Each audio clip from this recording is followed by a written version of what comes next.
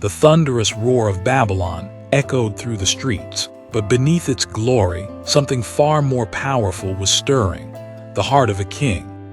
For he had conquered nations, and kings bowed to kiss his feet. The very ground he walked on was paved with gold, for there was no empire on earth as strong and wealthy as the great Babylonian city. One day, the great Nebuchadnezzar stood atop his grand palace, his eyes fixed on the vast city stretching out below him. And as he surveyed his empire, the most powerful on earth, Nebuchadnezzar's mind turned dark, an unsettling thought clawing at him. The great gods bear me witness, I'm the one they tremble before. I am Nebuchadnezzar, King of kings, Lord of lords, ruler of the greatest empire the world has ever known. I bow to no one, acknowledge no higher power. I am the pinnacle of greatness, the embodiment of divine authority.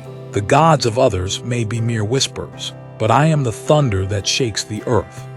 My will is law, my word is decree. I am the one who shapes the destiny of nations, who decides the fate of kings.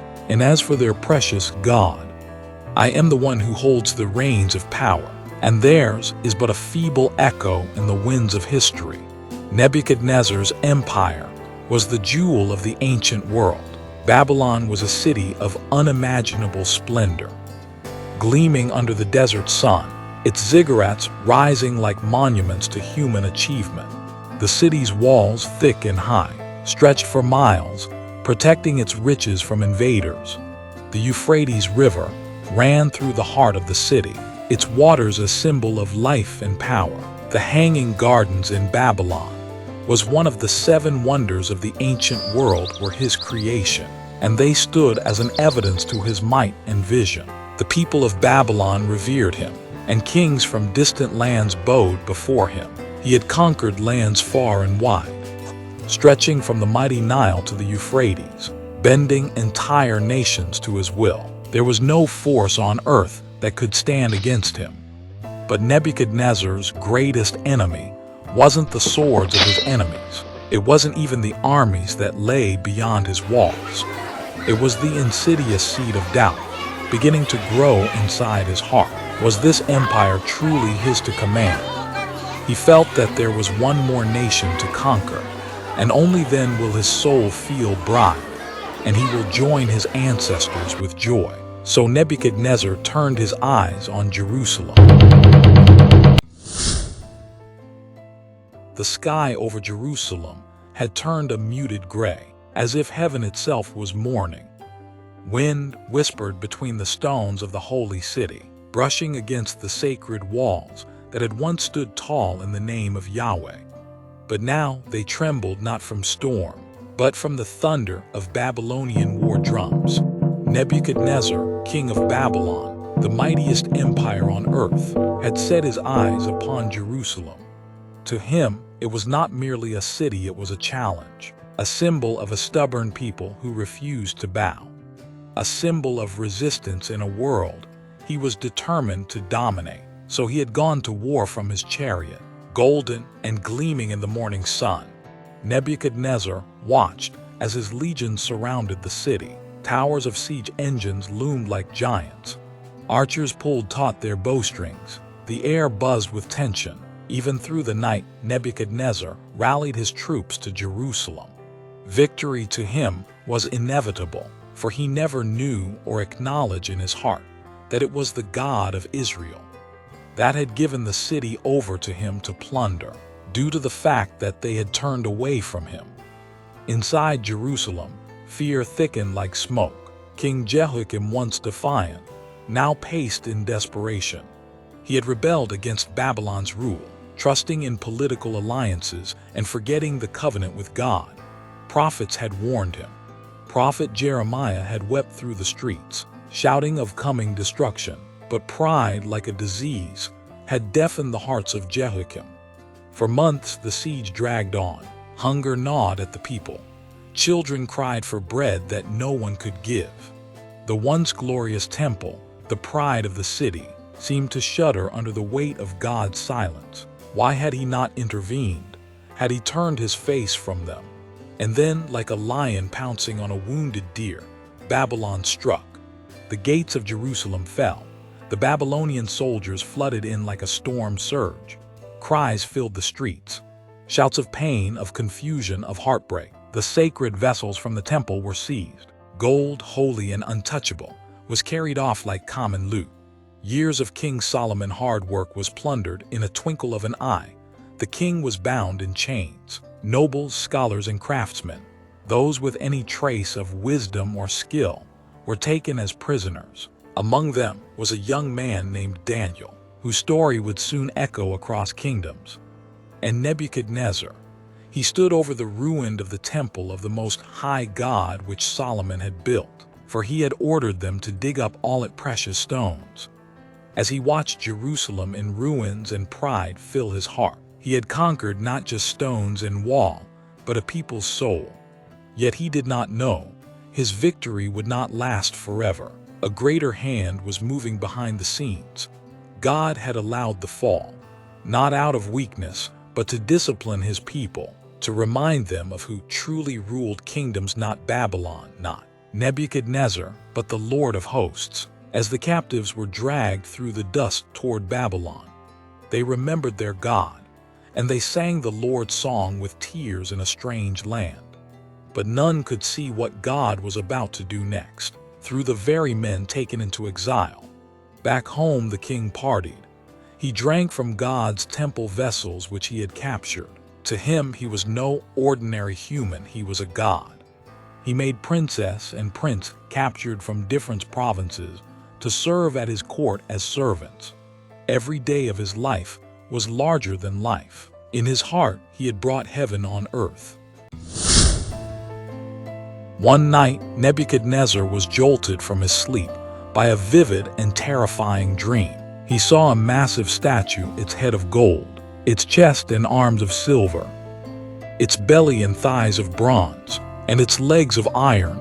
And then, a stone, seemingly out of nowhere, struck the feet of the statue, shattering it into pieces. As the dust settled, the stone grew into a mountain that filled the entire earth. When he woke, sweat clinging to his brow, Nebuchadnezzar's heart raced. He summoned his wise men, his magicians and astrologers, demanding that they interpret this vision. Yet none could explain its meaning. In his frustration, Nebuchadnezzar threatened them, demanding that they either tell him the dream or face destruction. The clock ticked, the pressure mounted. What would Nebuchadnezzar do next? He weighs his options on a balance. So they sought for remedy in a strange place, because the king couldn't sleep. In his darkest hour, when all seemed lost, Daniel, a Hebrew exile, stepped forward. With calmness and authority, he revealed that the dream was a prophecy that not only foretold the future of the empires, but also the fate of Nebuchadnezzar himself.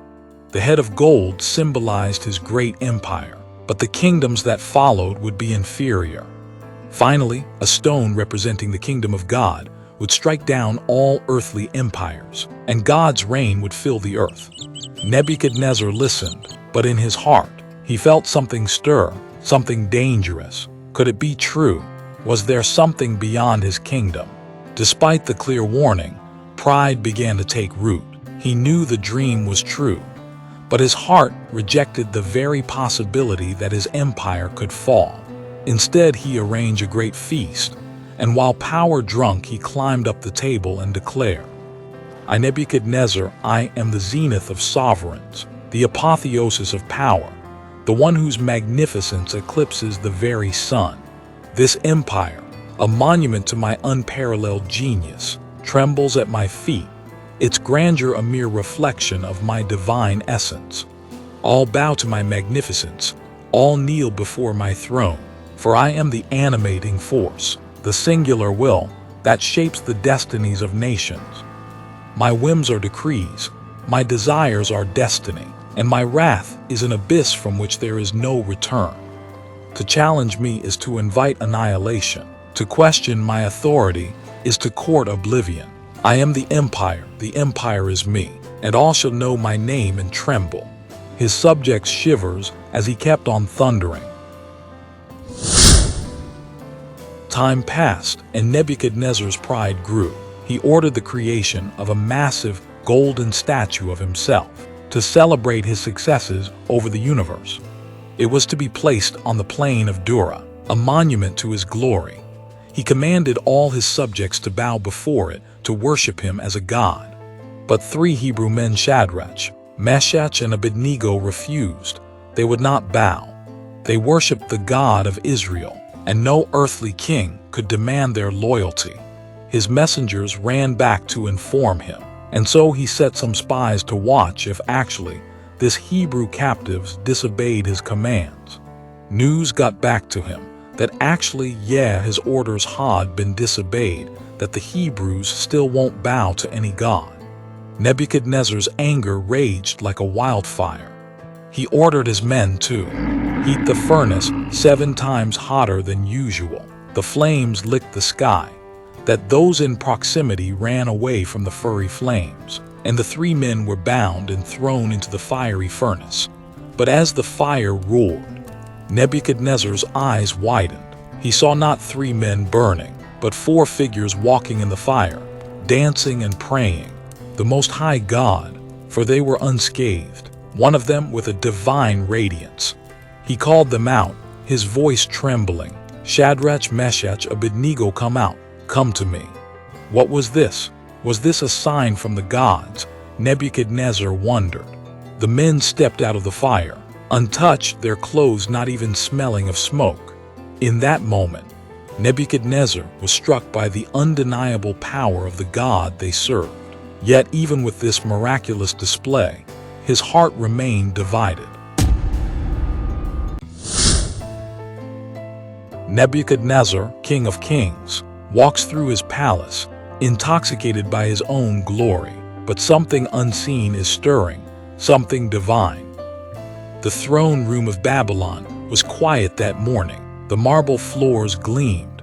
Peacocks strutted outside the garden gates, and Nebuchadnezzar, the hammer of nations, sat at his secret vault admiring his wealth, voice rising like thunder over the city.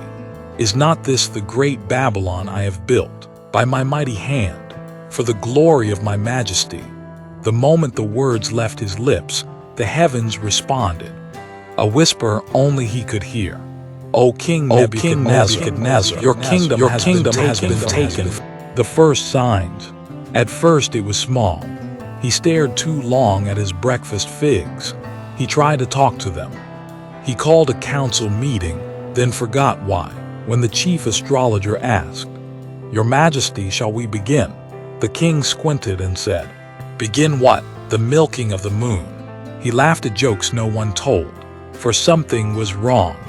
The court tried to hide it for fear that the empire will break up without a king. The people stopped seeing their king. In public gatherings, tension grew. Whispers were echoed in the dark. They pushed through the palace gate for answers. Then one afternoon, during a royal feast, he leapt onto the long banquet table, scattered roasted lamb and grapes everywhere, and shouted. He dropped to all fours and barked. He was now a beast of the field. The people of Great Babylon were left in shock, for he was more wild than the wild beast. Whispers echoed through the golden halls. Did he just sniff the guard's sandal, like a dog? They tried to reason with him, but the king no longer understood speech. He only growled, and one day he ran barefoot into the hanging gardens, into the fields, into the wild, eating grasses. 7 years like a beast. His nails grew long, like eagle's claws. His hair matted like wild feathers.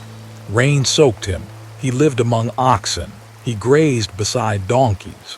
Sometimes he tried to command ants to salute. The empire ruled itself, and no one dared dethrone him for fear of divine wrath. Abandoned by reason, his empire slipping through his fingers like sand. As the seasons changed, the world went on without him. Babylon, once the shining jewel of the earth, now stood vulnerable without its king.